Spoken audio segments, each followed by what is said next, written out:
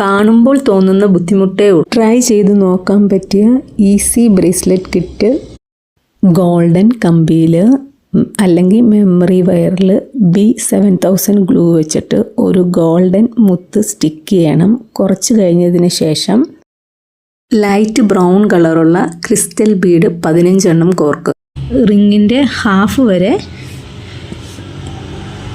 ഇങ്ങനത്തെ ബീഡ്സ് കോർക്കണം. അത് കഴിഞ്ഞിട്ട് നെക്സ്റ്റ് ചെയ്യേണ്ടത് ഫ്യൂസിങ് വയർ എന്ന് പറയും.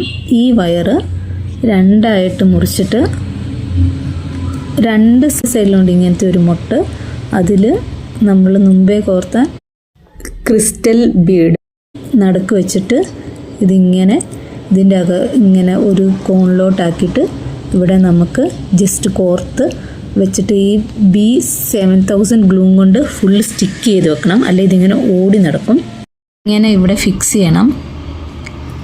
ഫിക്സ് ചെയ്തിട്ട് 3-4 ഫ്ലവർ ഇങ്ങനെ ഫിക്സ് ചെയ്ത് കഴിഞ്ഞ് നമുക്കത് ഗ്ലൂ വെച്ച് സ്റ്റിക്ക് ചെയ്യണം.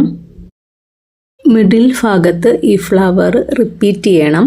തുടക്കത്തിൽ ചെയ്തതുപോലെ തന്നെ ക്രിസ്റ്റൽ ബീഡ് കോർത്തതിനു ശേഷം ഗോൾഡൻ ബീഡ് B7000 ഗ്ലൂ വെച്ചിട്ട് സ്റ്റിക്ക് ചെയ്യണം.